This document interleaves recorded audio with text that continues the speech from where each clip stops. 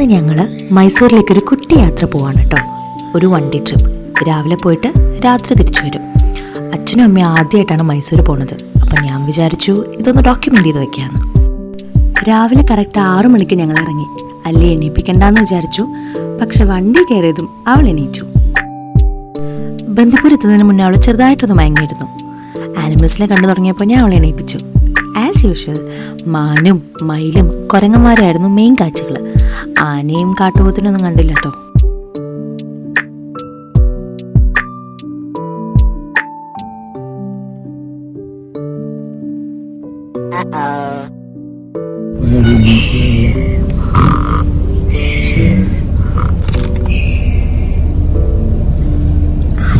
Hi.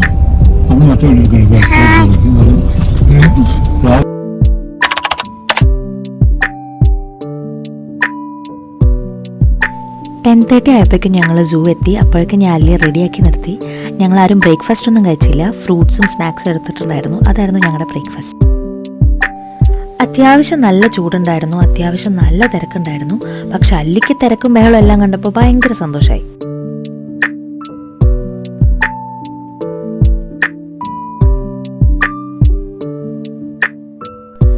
One day trip ആയതുകൊണ്ട് തന്നെ ഞങ്ങൾക്ക് അങ്ങനെ പ്ലാൻസ് ഒന്നും ഉണ്ടായിരുന്നില്ല കേട്ടോ. സൂയും പാലസും കവർ ചെയ്യണം, അതായിരുന്നു ഞങ്ങളുടെ മെയിൻ ഡെസ്റ്റിനേഷൻസ്.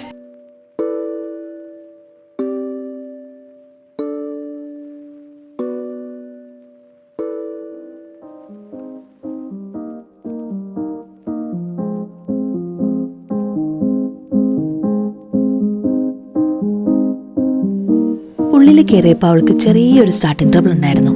എന്താ സംഭവം എന്ന് ആദ്യം അവൾക്ക് മനസ്സിലായില്ല. പക്ഷെ മെല്ലെ മെല്ലെ അവളുടെ സ്വഭാവം മാറി തുടങ്ങി.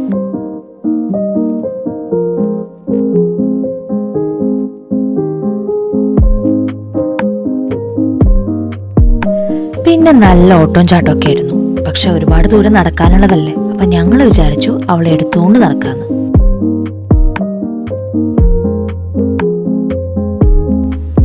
പുലിയും സിംഹത്തിനെയും കാണാൻ അവൾക്ക് ഒട്ടും താല്പര്യം ഉണ്ടായിരുന്നില്ല. അവർക്കും പിന്നെ ആരെ കാണാനും താല്പര്യം ഉണ്ടായിരുന്നില്ല.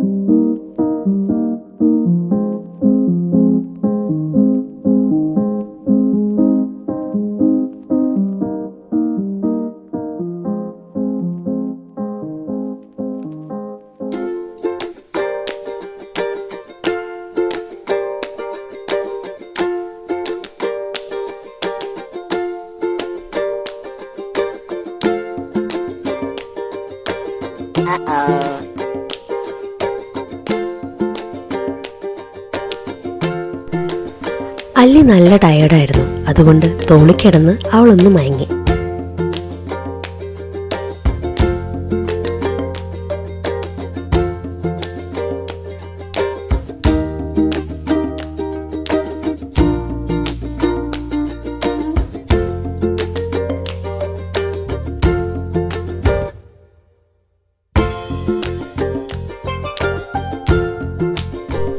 രണ്ടു മണിയാകുമ്പോൾ നമ്മൾ അവിടെ നിന്ന് ഇറങ്ങി നേരെ ലഞ്ച് കഴിക്കാൻ പോയി.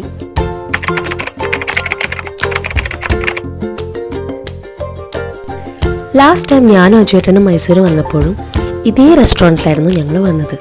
കോയിൻസിഡൻ്റലി ഇതേ സീറ്റിലായിരുന്നു ഞങ്ങൾ ഇരുന്നത്. ഇതൊരു ജംഗിൾ തീംഡ് റെസ്റ്റോറൻറ്റ് സെറ്റപ്പാണ്. ഇവിടുത്തെ ബിരിയാണി അടിപൊളിയായിരുന്നു കേട്ടോ.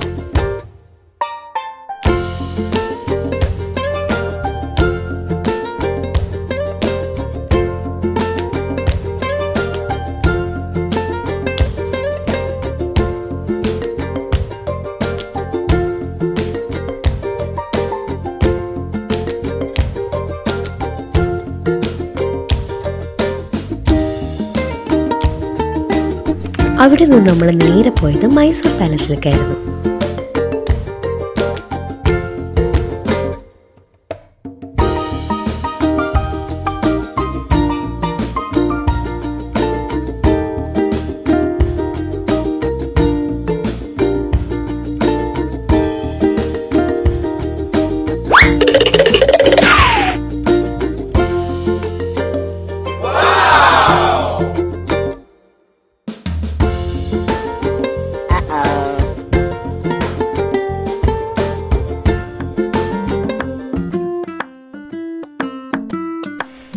ഞങ്ങൾ പോയത് വെക്കേഷൻ സമയത്തായിരുന്നു. അതുകൊണ്ട് അത്യാവശ്യം നല്ല തിരക്കുണ്ടായിരുന്നു.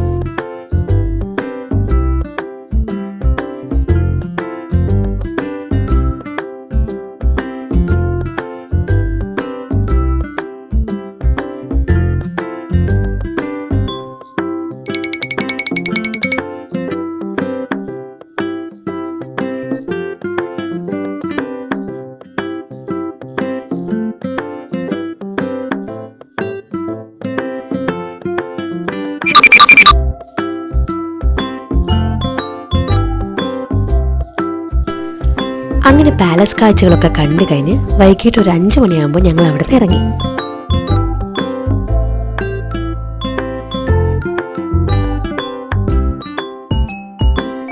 കാറിലല്ലേ എന്റർടൈൻ ചെയ്യിപ്പിച്ചിരുത്തുക എന്നുള്ളത് ഒരു വലിയ ടാസ്ക് ആയിരുന്നു കേട്ടോ.